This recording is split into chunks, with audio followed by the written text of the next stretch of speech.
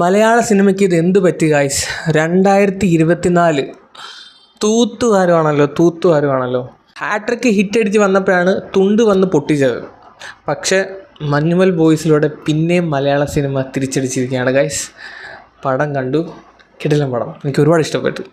So ഇതിനകത്ത് അഭിനയിച്ചിരിക്കുന്ന ആൾക്കാർ കുറേ കാസ്റ്റ് ഉണ്ട്. ആ ഫ്രണ്ട് സർക്കിളിലുള്ള എല്ലാവരുടെയും പേര് പറയണം. അത്രയും കിടിലമായിട്ടാണ് അവർ ഓരോരുത്തരെയും കാസ്റ്റ് ചെയ്തേക്കുന്നത്. ശ്രീനാഥ് ബാസ്തിയുണ്ട്, സൗബിൻ ഷാഹിർ ഉണ്ട്, ദീപക്, സലീമേട്ടൻ്റെ മോന്, പിന്നെ ലാലിൻ്റെ മകൻ ജീൻ പോള്, അതുപോലെ തന്നെ ഖാലിദ് റഹ്മാൻ അറിയോ? റൈറ്റർ, തല്ലുമാല, അനുരാഗ കരിക്കുമുള്ള ഉണ്ട എന്നൊക്കെ സിനിമയുടെ റൈറ്റർ ആയിട്ടുള്ള ഖാലിദ് റഹ്മാൻ. കുറേ ആക്ടേഴ്സ് ഉണ്ട്.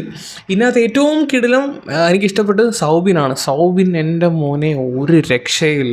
സിനിമയെ പറ്റി പറയുകയാണെങ്കിൽ 2006 നടന്ന ഒരു ഇൻസിഡൻറ്റ്. ഈ ഒരു സിനിമ അനൗൺസ് ചെയ്തപ്പോൾ തന്നെ ഈ ഒരു ന്യൂസ് എല്ലാവരും അറിഞ്ഞിട്ടുണ്ടാവും. കാരണം സ്റ്റോറി എല്ലാവർക്കും അറിയാവുന്ന ഒരു സ്റ്റോറിയാണ്. അപ്പം അറിയാവുന്ന ഒരു സ്റ്റോറി സ്ക്രീനിൽ കൊണ്ടുപോകുമ്പോൾ അതിനകത്ത് എന്ത് പുതുമയാണ് കാട്ടാൻ പറ്റുന്നത് എന്നുള്ളതാണ് ഇതിൻ്റെ ഡയറക്ടർ ചിദംബരത്തിൻ്റെ ഏറ്റവും വലിയൊരു ടാസ്ക് എന്ന് പറയുന്നത്. പുള്ളിക്കാരൻ നേരിട്ട് ഏറ്റവും വലിയൊരു വെല്ലുവിളി അത് തന്നെ ആയിരിക്കും. ഇതിൻ്റെ സ്റ്റോറി എന്താണെന്ന് പറയുന്നില്ല. സിനിമ കാണാത്തവർക്ക് ചിലപ്പോൾ ഒരു സ്പോയിലർ ആവുന്നതിൻ്റെ പേരിൽ ഞാനത് എന്താണെന്ന് പറയുന്നില്ല. പക്ഷേ ഈ ഒരു സിനിമ ഡയറക്റ്റ് ചെയ്തേക്കുന്നത്, അതുപോലെ തന്നെ ഡയറക്ടർ, അതുപോലെ തന്നെ സിനിമാറ്റോഗ്രാഫർ, ഇവരെല്ലാം നല്ല കിടിലമായിട്ട് ഇതിനകത്ത് VFX യൂസ് ചെയ്തിട്ടുണ്ടോ എന്നറിയില്ല.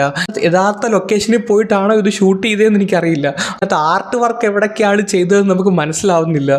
സോ മൊത്തത്തിൽ കിടിലം എന്ന് പറഞ്ഞാൽ അത് ആ ഒരു ആംബിയൻസ് നമ്മുടെ തിയേറ്ററിൽ ഇരിക്കുമ്പം ആ ഒരു ആംബിയൻസ് നമ്മളിലോട്ട് എത്തിക്കാൻ ഈ ഒരു സിനിമയ്ക്ക് പറ്റി. അതുപോലെ തന്നെ സുഷിൻ്റെ ബാക്ക്ഗ്രൗണ്ട് സ്കോർ ഒരു രക്ഷയുമില്ല.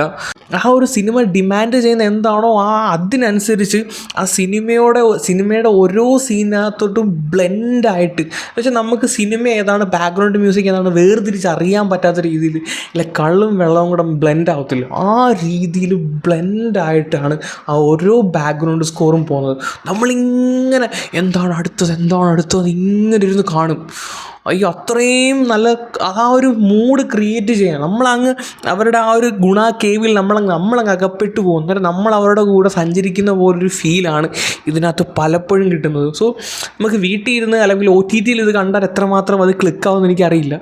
സോ തിയേറ്ററിൽ തന്നെ പോയിരുന്ന് കണ്ടാൽ ഇത് ഭയങ്കരമായിട്ട് നമുക്ക് എക്സ്പീരിയൻസ് ചെയ്യാൻ പറ്റും. ആ ഒരു ഫീലോടെ ഇരുന്ന് കാണാൻ പറ്റും.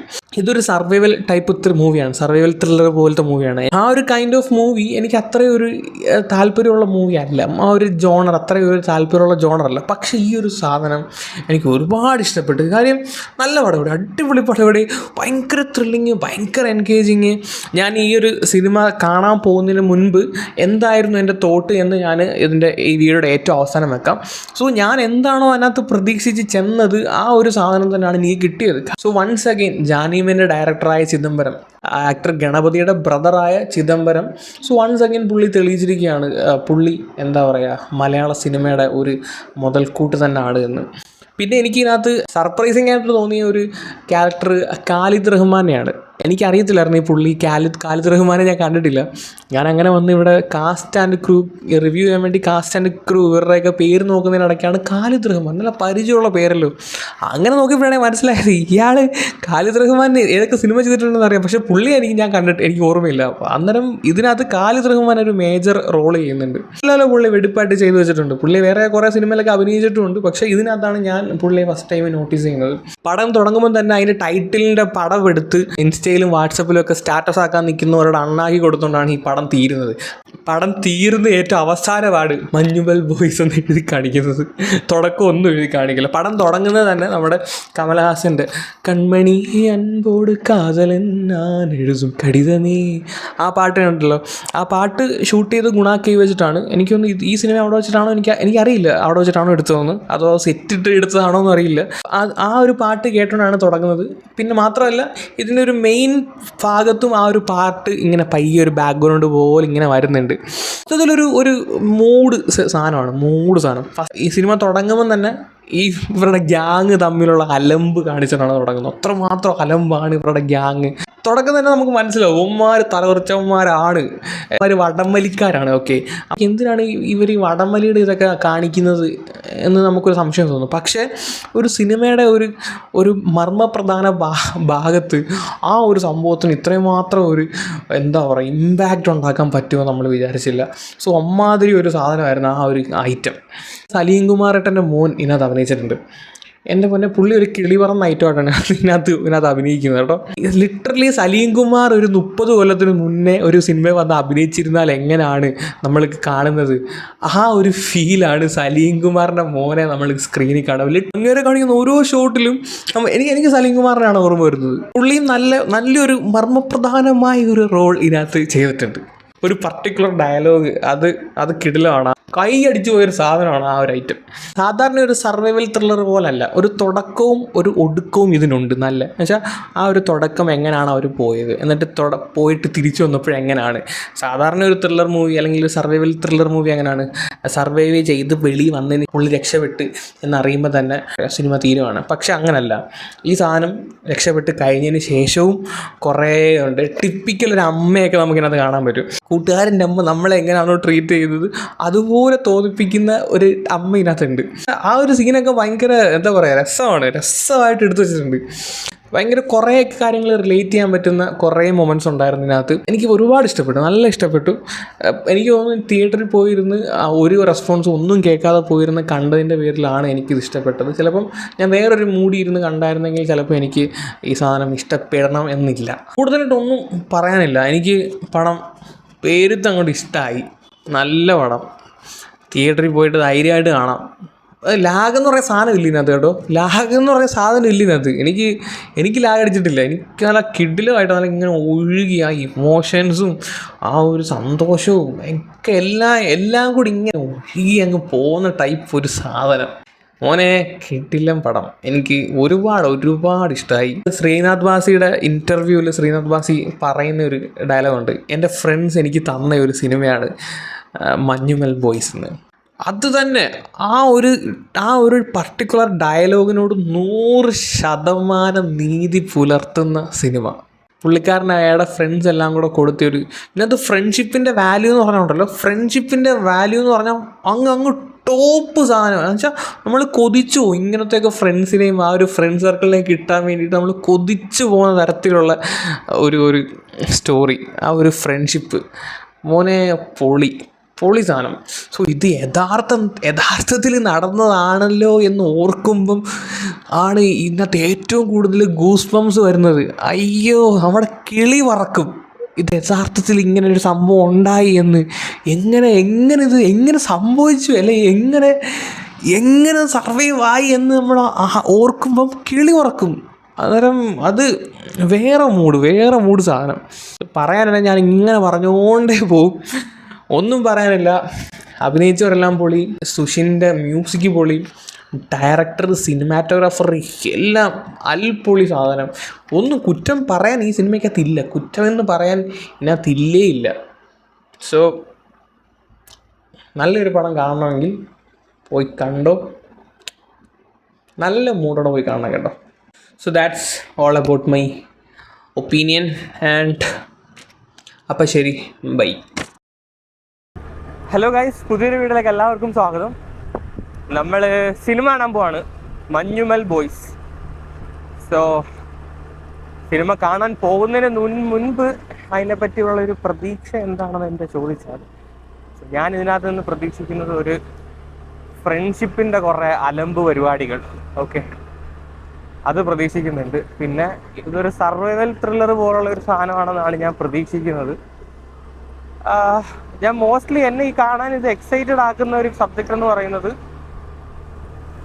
ഇതിനകത്തുള്ള ഫ്രണ്ട്ഷിപ്പ് ഫാക്ടേഴ്സ് തന്നെയാണ്.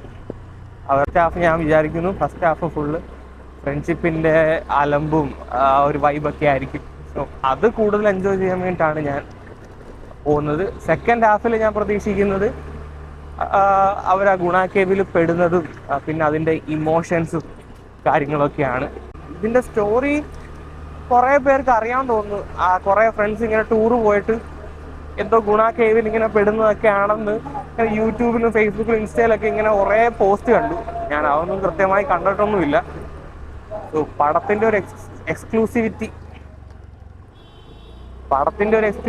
പോകണ്ടെന്ന് വിചാരിച്ചിട്ട് ഞാൻ അതൊന്നും നോക്കിയിട്ടൊന്നുമില്ല. സോ നമ്മളെന്തായാലും ഒരു ഫ്രഷ് മൈൻഡോട് കൂടെ തന്നെ പോയി ഒരു പുതിയ സാധനം കാണാൻ വേണ്ടിയിട്ട് പോവാണ്. സോ നമുക്ക് എല്ലാവർക്കും അറിയാം ഇതിൻ്റെ സംവിധായകൻ ജാനേമൻ മൂവിയുടെ സംവിധായകൻ ഇവിടെ ചിദംബരം എന്ന് പറയുന്ന പുള്ളിയാണ്.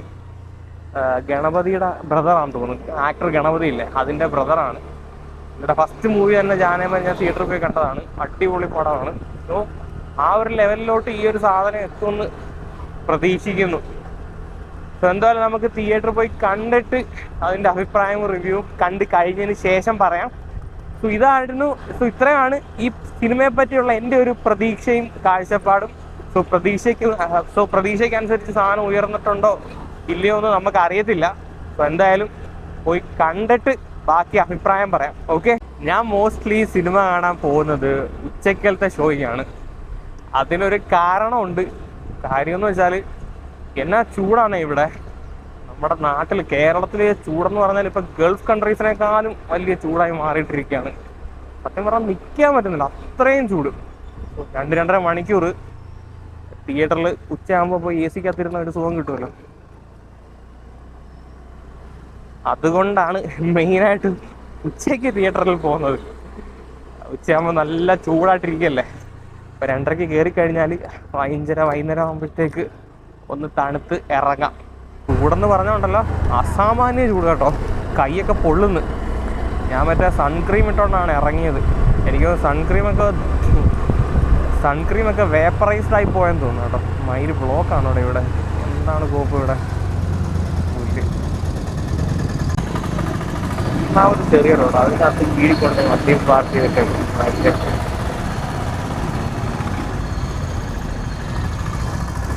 പോയേട്ടോ ഒന്ന്.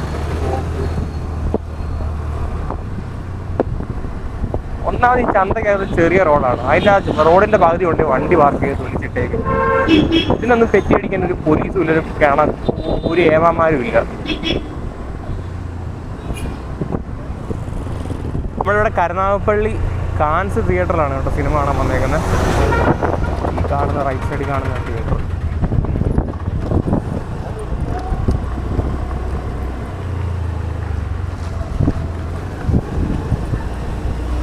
തിരക്കുണ്ട്, സിനിമ കഴിഞ്ഞിട്ട് നല്ല തിരക്കുണ്ടല്ലോ.